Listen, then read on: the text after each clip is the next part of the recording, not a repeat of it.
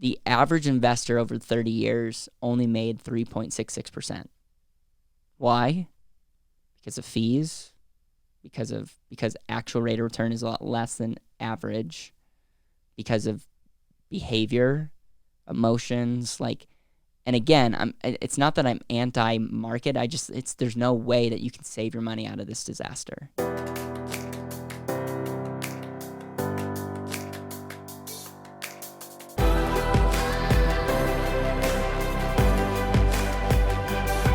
This is Better Wealth with Caleb Williams. Hey everyone, and welcome back to another episode of the BetterWealth podcast. In today's episode, we're going to be talking about scary stats. This is a presentation that I gave about a month ago, and I did a ton of research for just the craziness that is going on in our country. And what I did was I am summarizing my research quickly into this podcast. If you're watching this on YouTube, you'll see I'm here with my laptop.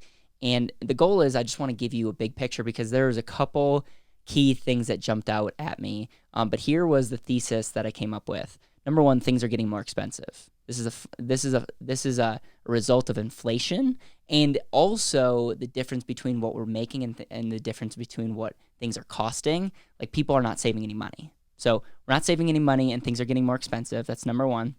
Number two is taxes have to go up. They're already high, but they have to go up if you just look at the research. Number three is your financial strategy is not working. It's super clear that America is not getting ahead financially. And finally, everyone's a strong word, majority of people are underinsured or don't have insurance. So not only are things getting more expensive, taxes have to go up, what we're currently doing is not working, and we're underinsured. And I would make the argument that these four things are creating this perfect storm to really crush us all. So let's talk about inflation. Inflation is this general increase in prices and essentially the fall in our purchasing value of money. And so another way to say this is the purchasing power. So if you look at inflation, things get more expensive. And, this is pretty clear. If you ask your grandparents what they paid for something, my guess is it was a lot cheaper. It's the same kind of money, same dollars. The currency didn't change. What changed is we are printing money, and because of the amount of money that's coming into our economy, it just becomes less valuable. It's the supply and demand. What I did was I went back and looked at, it's 1960s flashback.com. I don't know how credible this website is. It looked pretty credible. But you just look at some things in the 1960s, like the average house cost $17,000. What does the average house cost now? A whole lot more than $17,000. A first class stamp was 4 cents. A gallon of gas, 31 cents. The cost of a dozen eggs, 57 cents. My favorite was in 1960, you could get a burger for an average cost of 21 cents. And a McDonald's burger at 1950 was 15 cents. Did the burger change? You maybe could make a solid argument that the quality was better than it is now. I don't quote me on that. It's ironic. It's like the same. A lot of these things are the same thing. Like a stamp costs a whole lot more than 4 cents. And why? It's just that's the idea of inflation.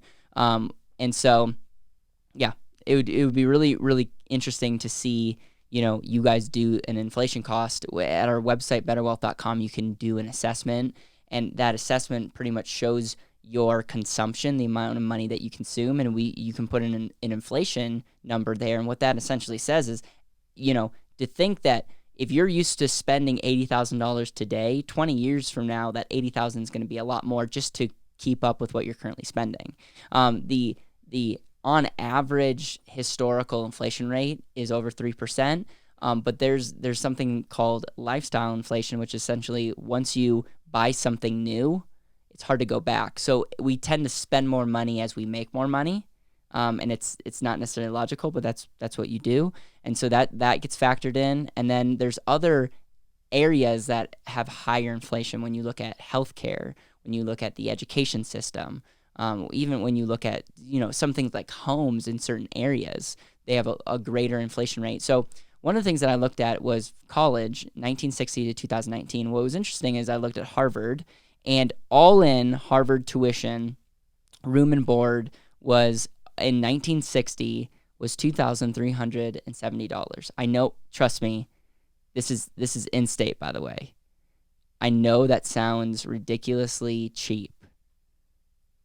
Today, tuition alone, we're not talking about room and board, tuition alone at Harvard costs $46,000.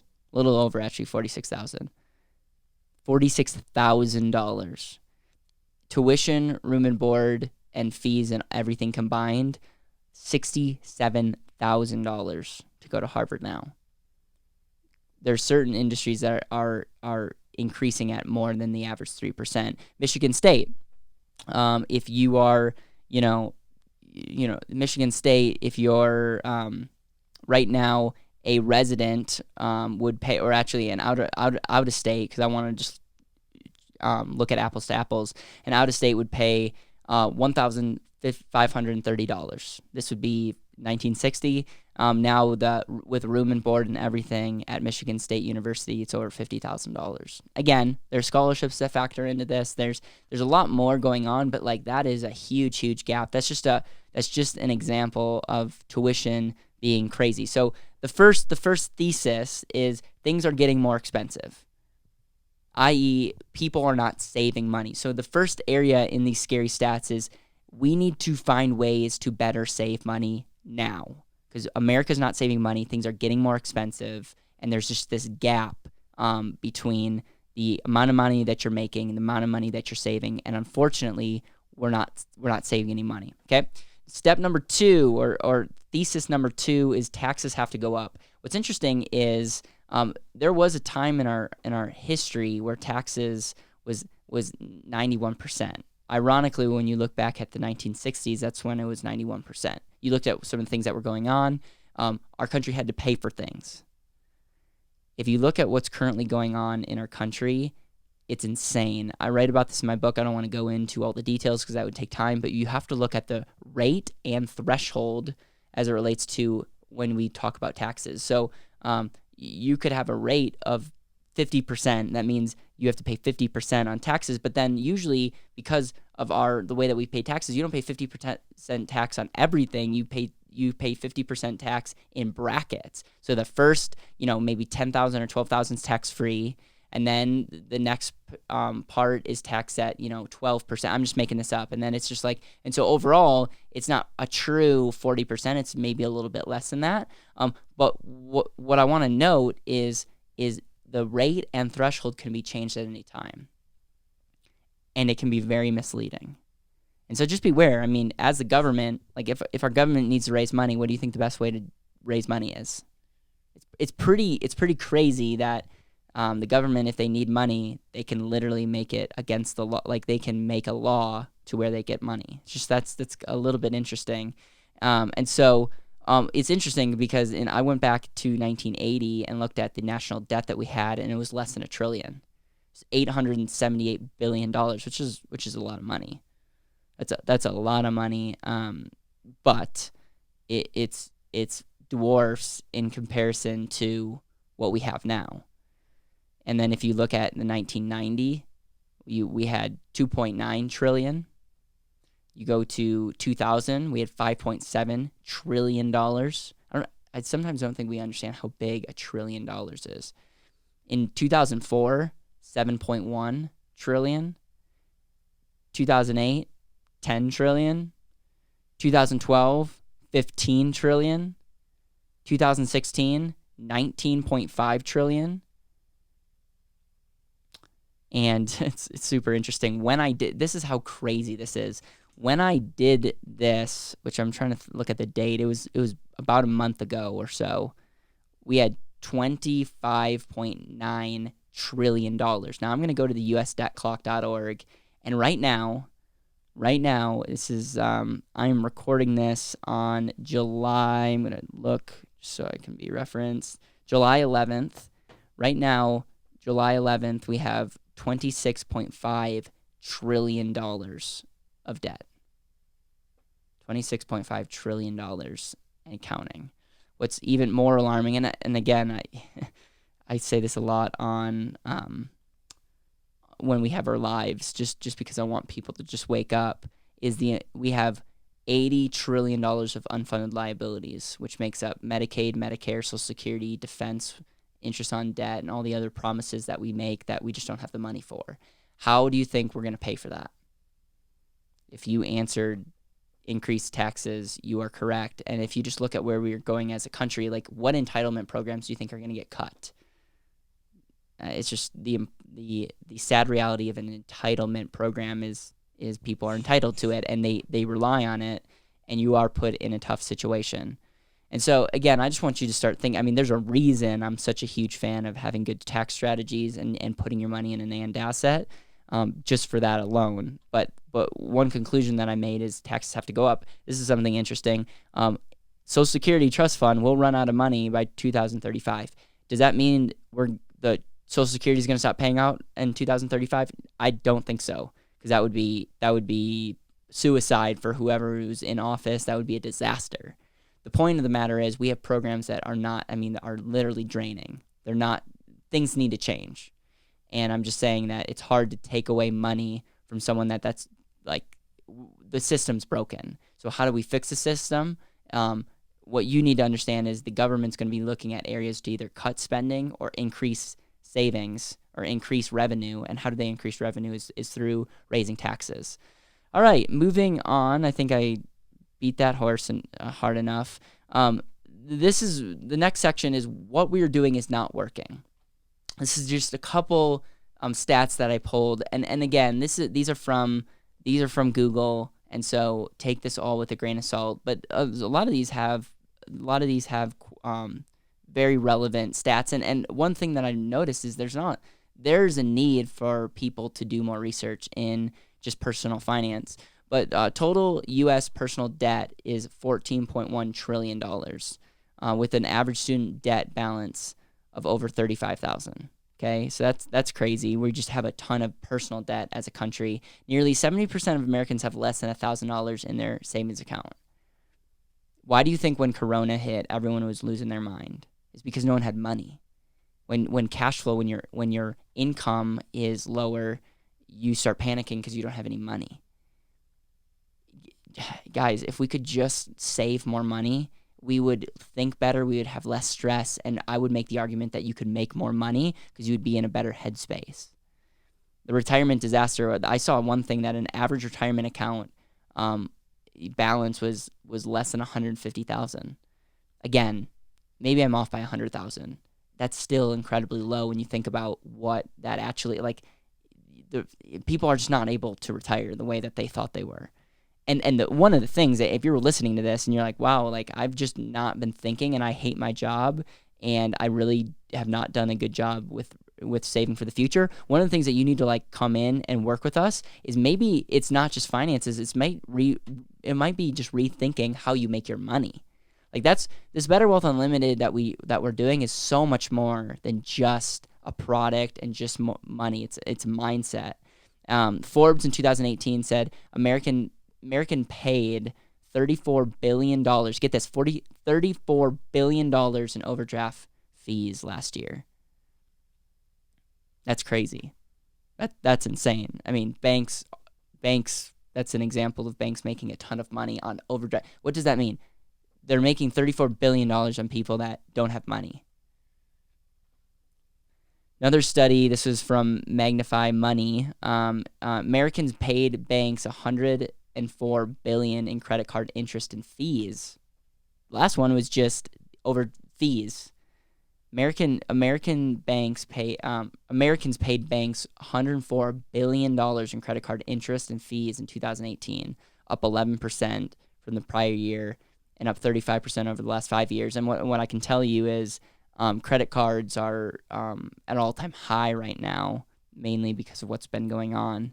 In 2017, 43% of Americans spend more than they receive. That just goes back to just the disaster that we have. A Gallup poll found that one third of Americans, 32%, maintain a household budget.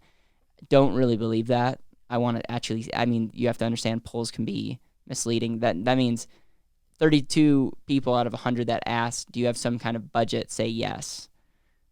And that means, the majority of people, almost 70% of people admit to having no sense of tracking their money. A Dow bar is Dow bar is a independent study group that shows what does the average investor actually making. Now, if you read my book, you know there's a difference between average rate of return and actual rate of return. But the actual rate of return, i.e., in this study over 30 years, in the S&P 500 was a little over 10%. Okay, this is like if your money was invested in the S&P over 30 years, in this calculation, it would be 10%. Okay, now they have an inflation rate at 2.6%, and they said the average investor over 30 years only made 3.66%. Why? Because of fees, because actual rate of return is a lot less than average, because of behavior, emotions, and again, it's not that I'm anti-market. There's no way that you can save your money out of this disaster. That's what I want people to start thinking, is there's no way that you're just going to put an extra percent into your 401k and it's all going to be fine. These are bigger issues that are going on, and which is crazy to me. 401k and IRAs are regulated pretty heavily, and right here I said nearly 1/3 of Americans who participate in 401k defined contribution say they have taken out a loan from their savings plan. And so, I mean, there's just the people that are funding 401ks are tapping into it, which are not super efficient. And 44% of people, of those who borrowed against their retirement plan, say they regret that decision. And essentially it's like, yeah, they regret it because it's usually 401ks are not designed to access or tap into your money throughout your life. The and asset is, by the way. In 2016, the CPA financial planners conducted a survey to see what their clients were worried about. And if you can guess, what were they worried about? 41% reported that running out of money, cash, was their biggest concern. People are afraid of running out of money, and they should be, because if you look at the distribution rates, right now they're less than 4%. What does that mean? You by the way, Vanguard has an amazing tool on this. If you go to Vanguard Nest Egg Calculator, you can put in just a money, and it can pretty much tell you the probability of you having at least $1 over a period of time. I put 30 years. And so what you find is 4% makes the probability of you running out of money somewhat high. And so right now, the traditional typical financial planning way is less than 4% distribution rate. So just do the math. If you have $1 million, $1 million, you can take out 4%, quote unquote, safely, meaning over 30 years you'll have a good chance that you'll have some kind of money at the end of 30 years. So $40,000, which, by the way, is not a ton of money, and very few people actually have $1 million in that kind of account unless you made it somewhere else. But $1 million is just not an efficient way to spend money in retirement. Big problems. It's not very strategic, and yet that's what a lot of people are being taught. So not only are you locking up, growing your money not very efficiently, but now you need a lot of money to just kick off the interest of what you could be earning. And again, I also had a slide in here that says now factor in inflation.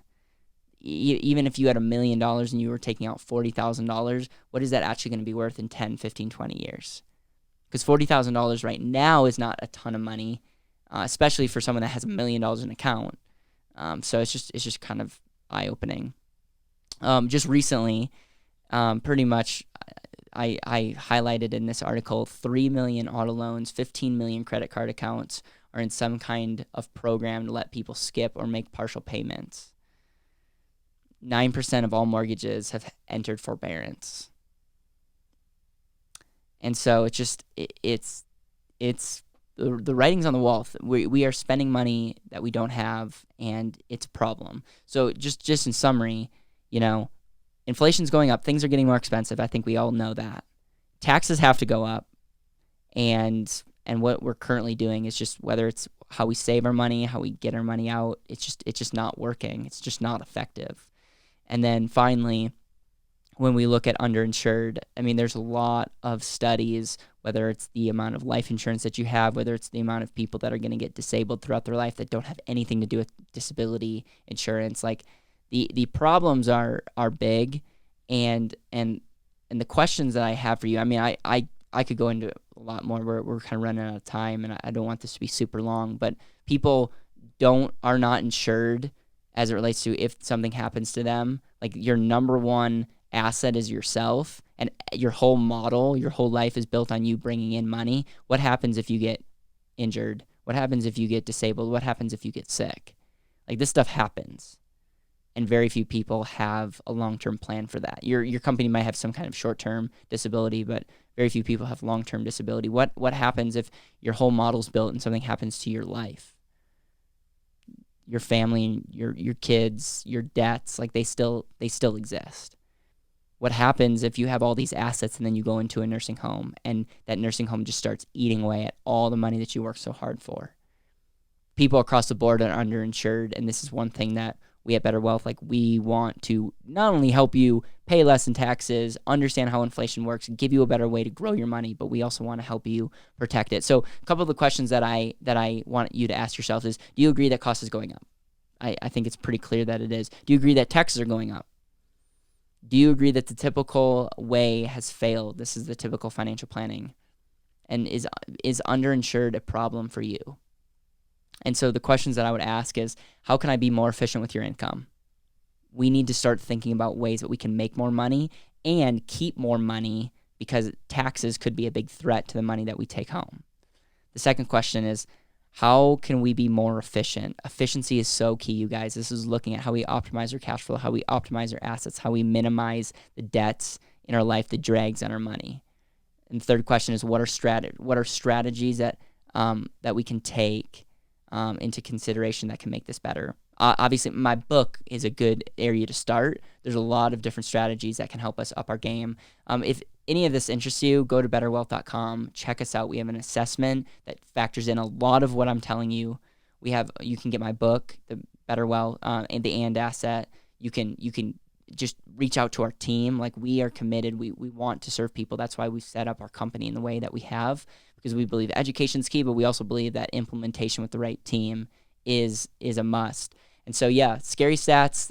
This is reality, and we want to be the company that gives reality and also gives hope. And I'm telling you, there is a better way. This does not have to be your life. But if we don't know the problem, the solutions don't quite matter. And so that's why I have a moral obligation to get on here and share some of the things that I'm working on. Thank you so much for supporting. If you're listening to this on a podcast, if it's Apple, it would mean the world to me if you could take 2 minutes and scroll all the way down and hit 5 stars and give us a review. We're trying to get as many reviews on our show as possible. And if you're watching this on YouTube, if you could like and share and comment, I read every single comment, and we're just continuing to try to grow our message. Take care. Make sure that you're continuing to live an intentional life and in being intentional in everything that you say and do. Thank you so much for listening to the BetterWealth podcast. It would mean the world to me if you could hit subscribe, leave a review, and share this with the people that you know and love.